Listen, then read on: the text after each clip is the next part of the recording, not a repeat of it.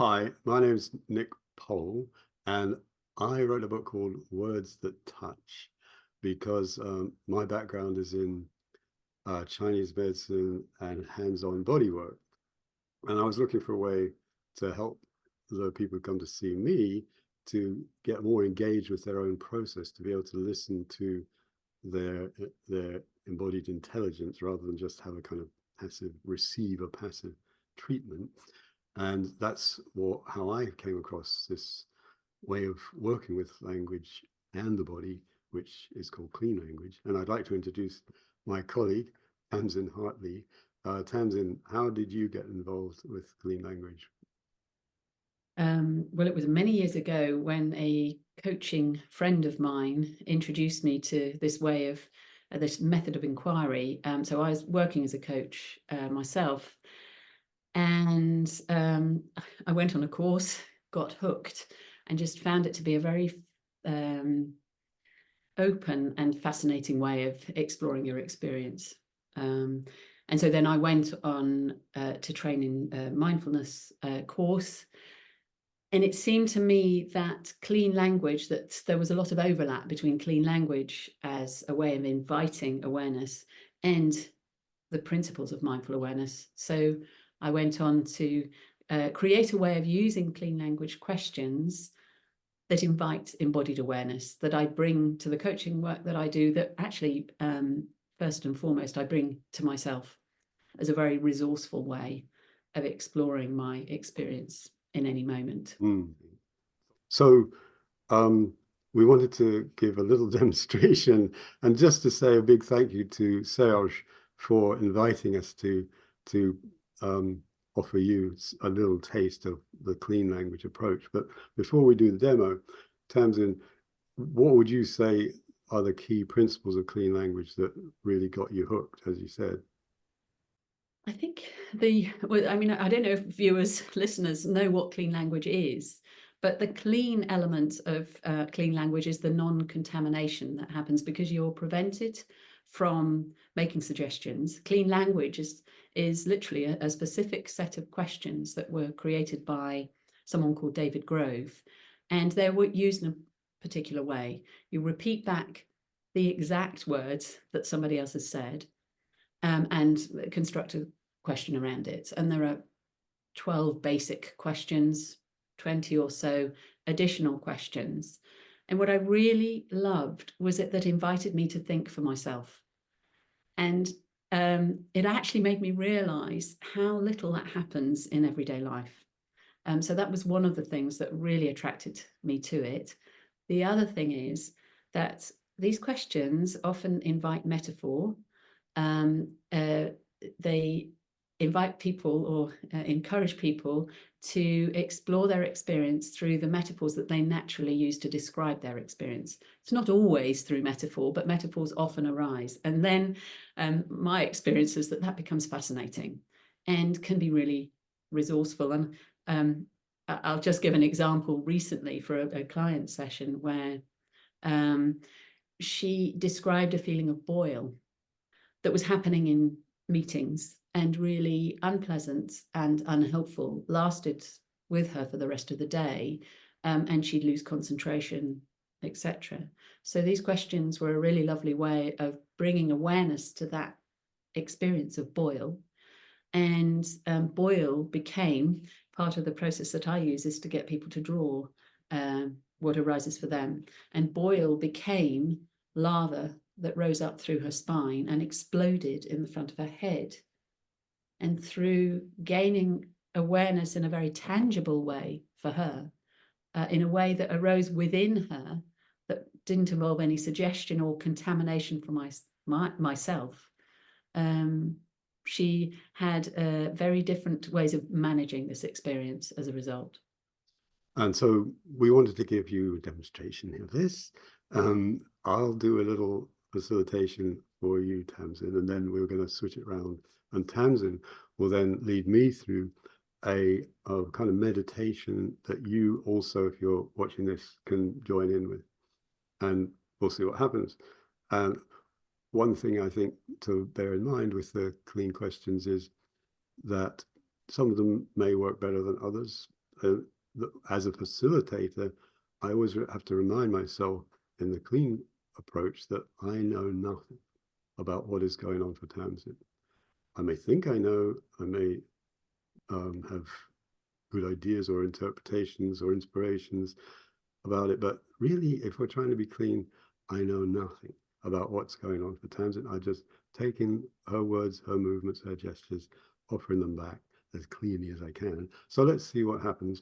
And we were thinking maybe, Tamsin, the best thing to explore here is just what kind of state do you like to be in as a facilitator?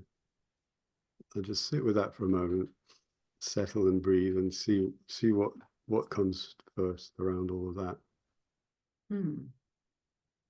We talked earlier, and I thought ease, but actually open is the sense that I get as a facilitator, using that I want to feel open. Open. Well, the first simple clean language question is, and is there anything else about open? Open has a sense of ease, but it also has a sense of it doesn't matter what comes at me or what's offered into the space between us. I'm opening a space for that person.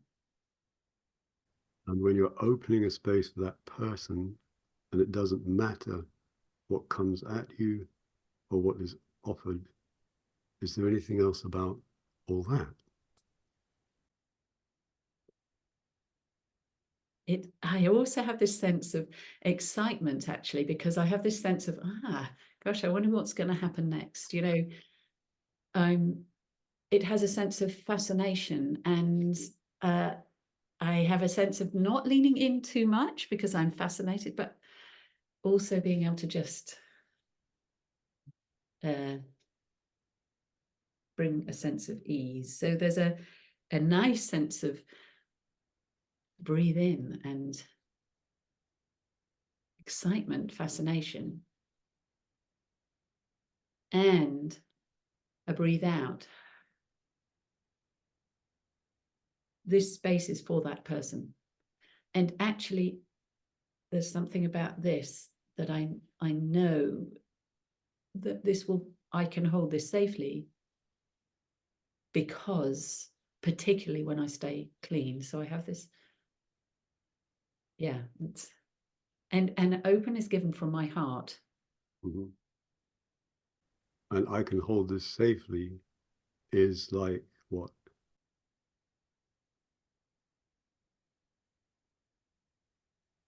There's a sense of warmth and energy, almost like an energy field around my heart. But I can give this safely, means that is my heart, and I'm not, that energy field around my heart is not imposing itself on the other person. Equally, because it's open, I can stay in fascination and curiosity, because this is my heart, and that is theirs. And is there anything else about all of that?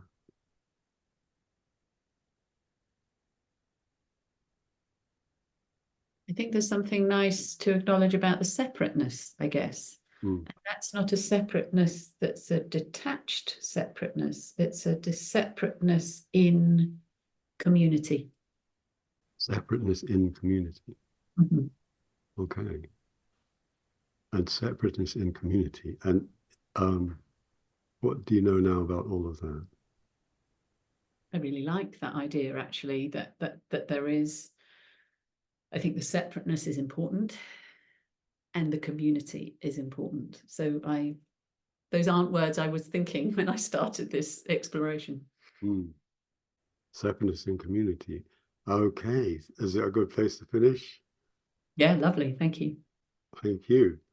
And what was your experience of just being on the receiving end of those questions, which of course you're very familiar with, but there's always something new when you ask these I kind of would questions. say it's the first of all the space to just explore for myself, and the something new.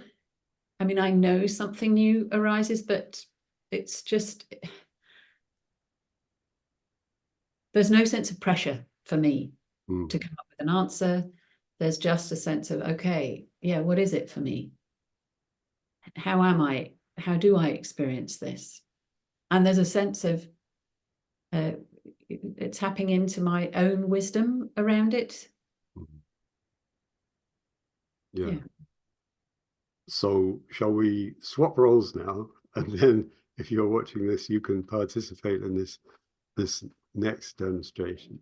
But for me, also, my metaphor is that it's like before you enter into this space of exploration, that you wipe your feet on the welcome mat. And this welcome mat, when you wipe your feet on that welcome mat, you're welcoming all thoughts, feelings, sensations, whatever arises for you in response to the questions, welcoming them in equal measure. You're not favoring the comfortable over the uncomfortable or vice versa. And you're welcoming the fact that nothing may arise, and that's fine. It's just welcoming. You're also, if you're listening to somebody else, you're wiping away any inclination to fix, to analyze, to judge, just welcoming. That But makes sense. that's a beautiful example of how metaphors have much more in them than we usually think when they first pop into our head.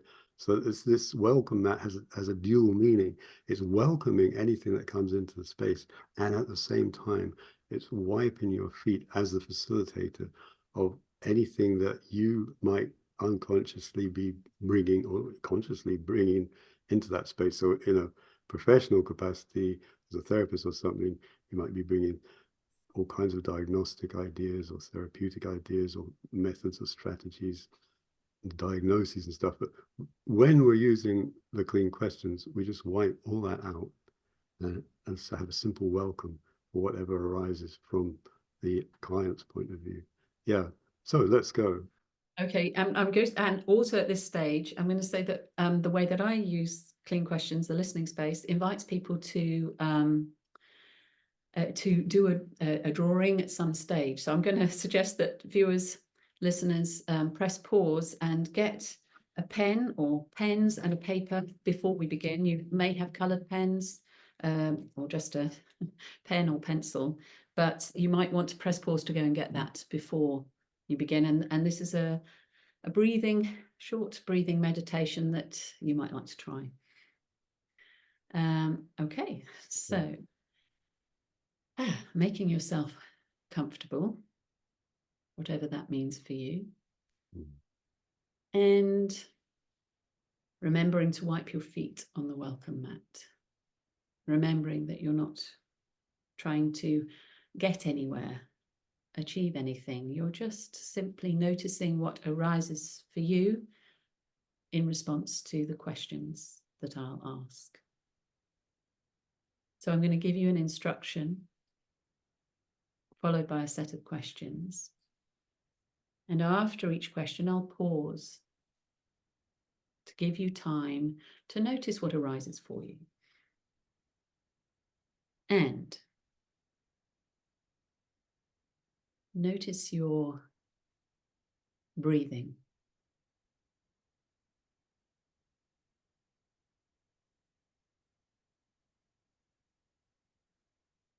Whereabouts do you notice your breathing?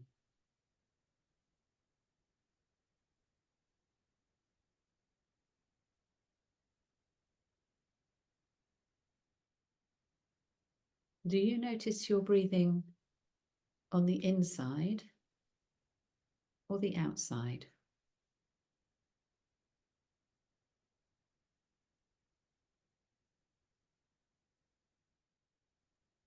And What kind of breathing is that breathing?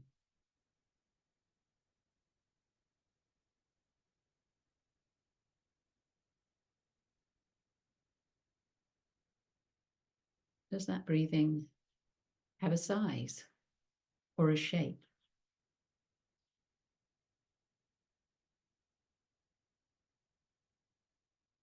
And does that breathing have a sound?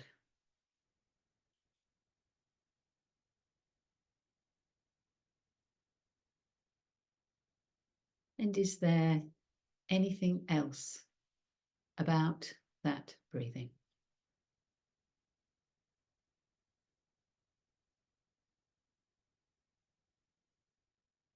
And gradually bringing your awareness back to the room around you. And I'm going to invite you to represent on paper what arose for you. And that may be an image, it may be some words, it may be both. So to represent what arose for you on paper in some way. And you might want to ask yourself, what am I noticing as I look at what I'm drawing or writing?